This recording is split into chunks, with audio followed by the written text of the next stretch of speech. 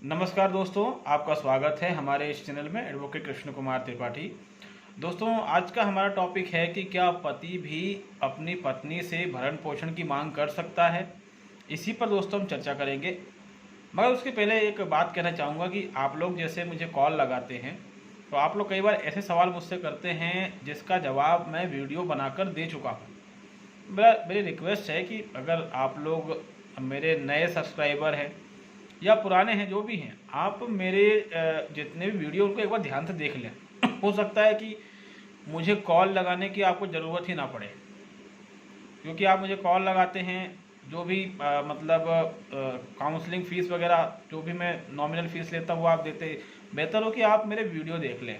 जो वीडियो मैंने बनाए हुए हैं, मैंने बहुत सारे वीडियो बनाए हुए हैं, आप उसको देख सकते हैं, उससे आपको जानकारी मिल जाएगी। आप वीडियो देखते नहीं हैं और मैं कहता हूँ कि मैंने कई टॉपिक पे वीडियो बना के रखे हैं। वो सारे वीडियो आपके काम के हैं। अगर आपके ऊपर कोर्ट केस चल रहा है तो वीडियो आपके काम के हैं। ठीक है दोस्तों। अब हमारे पास कई बार ऐसे कॉल आ जाते हैं कि मैं खुद सोचता हूँ कि हमें थोड़ा जागरूक रहना चाहिए। जैसे कि आपके ऊपर अगर कोई कोर्ट केस चल रहा है तो ये आपकी जिम्मेदारी है कि उसको लेकर थोड़े जागरूक बने आप। ऐसा नहीं कि सर वकील ने बताया नहीं, हमें आइडिया नहीं था। ये क्या है कि ऐसे बहाने बनाने से क्या होता है, केस बिगड़ जाता है। भाई वकील आपको नहीं बताएगा, अगर वो आपको बताएगा तो फिर वो कमाएगा कैसे। तो मैं ये नहीं कह रहा हूँ, एडवोकेट अगर मेहनत कर रहा है तो उसको अधिकार है कि वो कमाए, मतलब जो भी उसकी फ़ीस बनती है उसको मिलना चाहिए। लेकिन अगर आपका वकील बदमाश निकला तब आप क्या करेंगे। तो बेहतर है कि आप पर अगर कोई भी कोर्ट केस चल रहा है तो आप उससे संबंधित जो भी छोटी मोटी टेक्निकल चीज़ें उसका नॉलेज रखें। अब हमारे पास कल ही एक कॉल आया था तो उनका कहना था कि एडवोकेट ने सर्टिफाइड कॉपी लगा दी है, लेकिन 2-3 महीने हो गए हैं, अभी तक सर्टिफाइड कॉपी आई नहीं है। और हमने वकील को कॉल लगाया तो वकील कह रहा है कि अभी टाइम लग रहा है। दोस्तों, सर्टिफाइड कॉपी जो है मैक्सिमम 15 दिन में हाथ में आ जाती है। ठीक है, मैं इसके बारे में मैंने वीडियो बनाया हुआ है।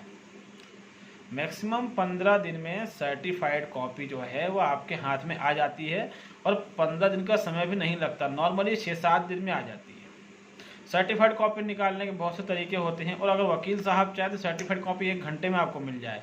अब ये वकील साहब पर डिपेंड करता है। जैसे मैं खुद सर्टिफाइड कॉपी 1 घंटे में निकाल लेता हूँ हमारी कोर्ट से, जहाँ मैं प्रैक्टिस करता हूँ। अब इसके लिए क्या है कि बातचीत वगैरह होनी चाहिए। तो वकील साहब चाहे तो सर्टिफाइड कॉपी 1 घंटे के आधे घंटे में निकल सकती है।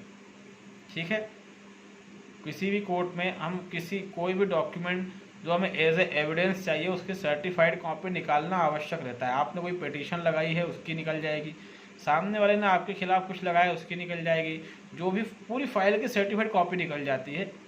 ठीक है, जो भी ऑर्डर जज ने लिखे हैं या फिर जो जजमेंट पास हुए हैं, सामने वाले ने जो एविडेंस लगाए हैं या हमने जो एविडेंस लगाए हैं, उन सब की सर्टिफाइड कॉपी दोस्तों निकल जाती है। कोर्ट के अंदर ही लगाना पड़ता है।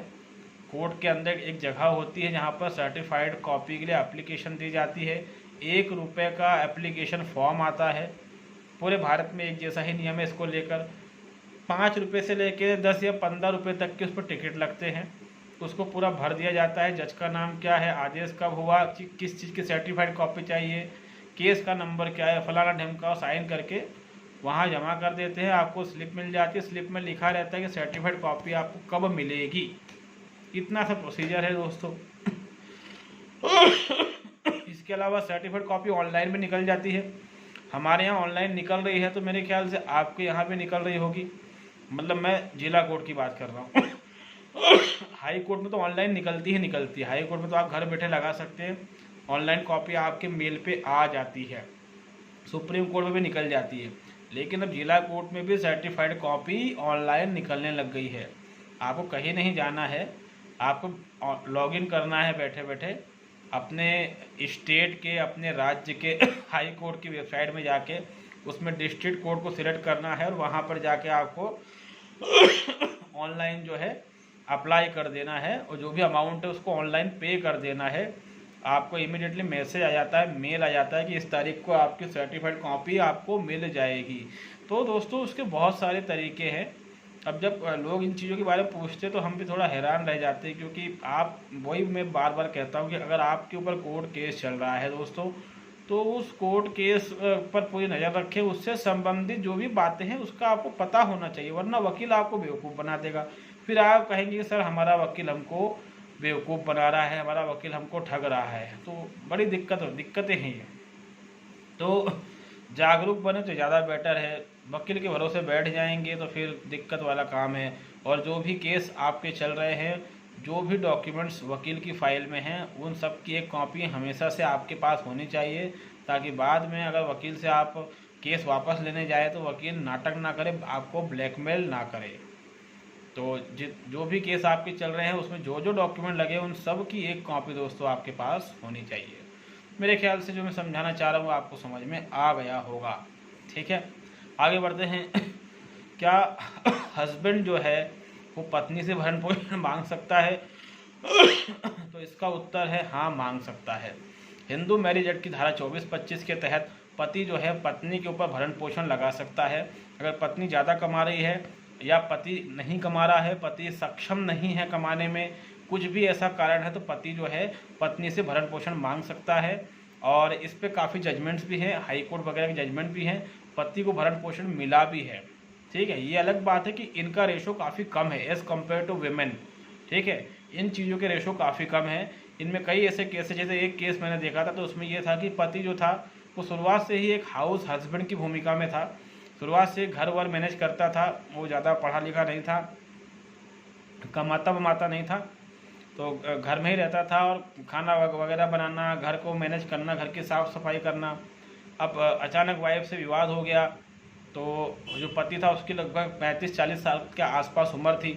तो जब मैटर कोर्ट में पहुंचा, वाइफ ने डाइवोर्स की बात की, तो पति ने भी भरण पोषण लग के मांग कर दी, लेकिन फैमिली कोर्ट से उसका मेंटेनेंस खारिज हो गया। उसके बाद पति हाई कोर्ट गया, हाई कोर्ट ने पति को मेंटेनेंस ग्रांट किया और पत्नी को आदेश दिया कि पति को हर महीने 6,000 रुपये पत्नी देगी, क्योंकि पति का कहना था कि सर अब इस उम्र में मेरी नौकरी नहीं लगेगी, मैं वाइफ पर ही डिपेंडेंट था और पूरा घर मैं ही मैनेज करता था, इसलिए सर मेरी रिक्वेस्ट है कि मुझे मेंटेनेंस दिलाया जाए। तो बाकायदा पति को मेंटेनेंस दिलाया गया। तो ऐसे और भी केसेस है। तो अगर आपके साथ ऐसी सिचुएशन है, जो भी मुझे सुन रहे हैं, कई बार ऐसे लोग आ जाते हैं, तो अगर आपके साथ भी ऐसा कुछ है या फिर आप बहुत कम कमाते हैं, पत्नी ज़्यादा कमाती है, वहाँ पर भी आप इस केस को अप्लाई कर सकते हैं। ये मत सोचिए परिणाम क्या होगा, आप उसको अप्लाई कीजिए। अप्लाई करने में क्या जा रहा है, कुछ ना करने से बेहतर है कुछ किया ही जाए। तो हस्बैंड जो है वो वाइफ से मेंटेनेंस ले सकता है, या तो पति ना कमाता हो, वाइफ पे डिपेंडेंट हो, या वाइफ ज़्यादा कमाती हो, पति कम कमाता हो। क्योंकि जब सुप्रीम कोर्ट का और अलग अलग हाई कोर्ट्स का ये कहना है कि पत्नी को पति के ही समान जीवन यापन करने का अधिकार है, तो उल्टे तरीके से भी तो ये बात लागू होगी ना कि पति को भी पत्नी के समान जीवन यापन करने का अधिकार है। तो कहीं अगर पति एक नॉमिनल इनकम कमाता है और वाइफ बहुत ज़्यादा कमाती है, वहाँ पर भी आप जो है अप्लाई कर सकते हैं कि हमको जो है पत्नी से इतना अमाउंट एज ए मेंटेनेंस दिलवाया जाए। अब ये लॉ तो है, मगर इसको ट्राई लोग नहीं करते और अपने वकील से कहते तो वकील साहब भी ट्राई नहीं करते, क्योंकि वकील साहब एक ढर्रे पे काम कर रहे हैं, तो लंबे समय से चल रहा है, कोई परिवर्तन नहीं करना चाहते कि हम कोई चेंजेस कर दें उसमें। वो सोचते हैं कौन करे, क्या पता क्या होगा। अरे भाई, जब तक चेंज नहीं करोगे तब तक कैसे काम चलेगा। तो कानून बने हुए हैं, मगर ऐसे कई कानून बने जो अभी तक किताबों में ही है, किताबों से निकलकर वो कानून प्रैक्टिकल लाइफ में नहीं आए हैं, उनका कभी इस्तेमाल ही नहीं किया गया। अगर उनका इस्तेमाल किया जाएगा तो मेरे ख्याल से उसका कुछ ना कुछ रिजल्ट तो निकलेगा। तो ऐसे कानूनों का इस्तेमाल भी कीजिए और अपने वकील साहब जो भी हैं आपको उनको कहिए कि सर मैं आपका क्लाइंट हूँ, तो आपको मेरे हिसाब से काम तो करना पड़ेगा। क्योंकि कई बार क्या होता है, वकील जो है कुछ नया नहीं करना चाहता, वो सोचता है कि कौन इसमें दिमाग लगाए। क्लाइंट बोलता है कि सर कर दो, तो बोलता है अरे नहीं, गड़बड़ हो जाएगी, तुम फंस जाओगे, केस हार जाएंगे। तो इस तरह की बातें बोलकर कोई भी चेंजेस हम नहीं करना चाहते। तो अगर आपके वकील साहब हैं तो उनको भी आप समझाइए। ठीक है दोस्तों, तो उम्मीद है कि हमारी जो भी हमने आपको बातें समझाने का प्रयास किया वो समझ में आया होगा। आप अगर हमारे चैनल में नए हैं तो इसको लाइक करें, इसको सब्सक्राइब करें, इसको शेयर करें दोस्तों। तब तक के लिए बहुत बहुत